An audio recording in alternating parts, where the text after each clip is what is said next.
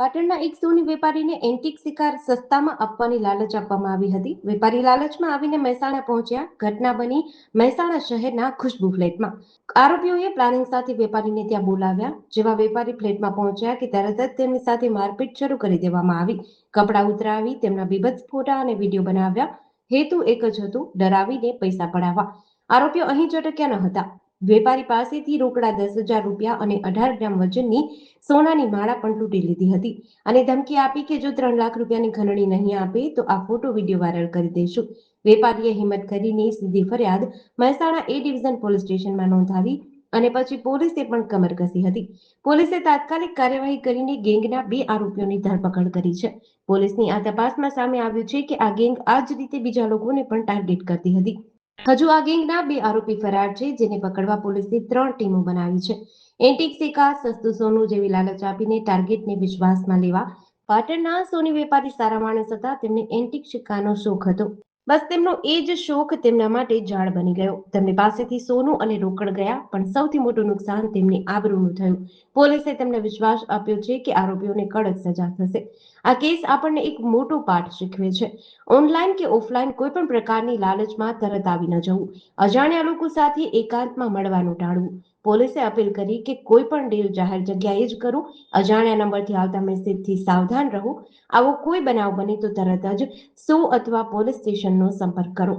આવા કિસ્સાઓથી વેપારી વર્ગમાં ડરનો માહોલ છે. પોલીસે ઝડપથી કાર્યવાહી કરી એ સારી વાત છે.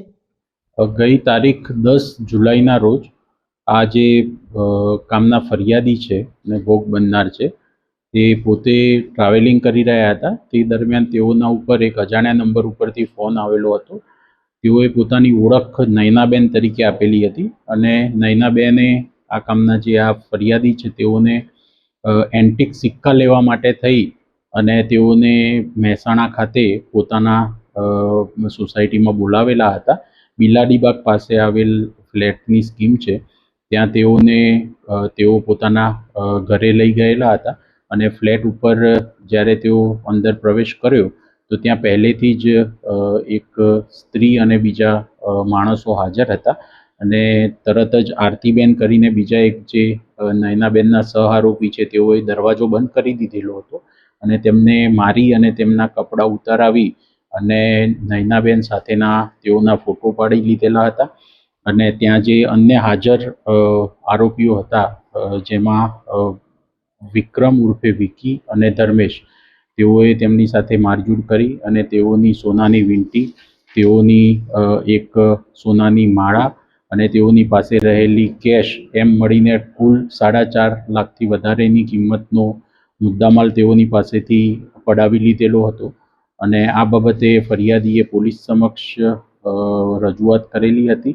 તેઓએ ઉપરાંતમાં એવું પણ જણાવેલું હતું કે તેઓના મિત્ર પાસેથી પાટણ ખાતે એક વિમલસિંહ કરીને જે આરોપી છે તેને ત્યાં મોકલી અને 50,000 રૂપિયા પણ ત્યાંથી મેળવી લીધેલા છે. તો અત્યારે પોલીસે આ બાબતે ગુનો દાખલ કરેલો હતો અને અમારા મહેસાણા એ ડિવિઝન પીઆઈ પારગી સાહેબ અને તેઓની સર્વેલન્સ સ્ટાફની જે ટીમ છે તેઓએ આ ટોટલ 5 આરોપી પૈકી અત્યારે 2 આરોપીની અટકાયત કરેલી છે, જેમાં પટેલ વિક્રમભાઈ ઉર્ફે વિકી અને વાઘેલા વિમલસિંહ પૂનમસિંહ એઓની અટકાયત કરેલી છે. આ સિવાય બાકીના 3 જે આરોપી છે એ પૈકી 2 મહિલા આરોપી નયનાબેન અને આરતીબેન અને એક અન્ય સહ આરોપી ધર્મેશભાઈ, આ 3 હજુ પોલીસ પકડથી દૂર છે. તેઓને અમે ધરપકડ સત્વરે કરીશું. આ પૈકી જાણવા એવું મળેલું છે કે જે 2 આરોપી છે વિક્રમ ઉર્ફે વિકી અને ધર્મેશ, તેઓના ગુનાહિત ઇતિહાસ પણ છે અને સમાન પ્રકારના આ રીતના હની ટ્રેપના ગુનાઓ તેઓના વિરુદ્ધમાં ભૂતકાળમાં પણ દાખલ થયેલા છે. સાહેબ, લોકોને શું સલાહ આપશો કે આ કેસ ના થાય?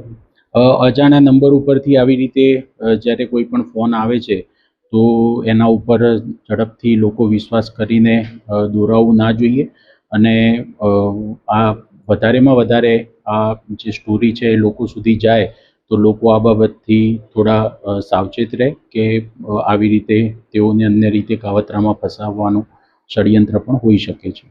જેડીસી ન્યૂઝ સાથે ભાવિન ભાવસાર, મહેસાણા.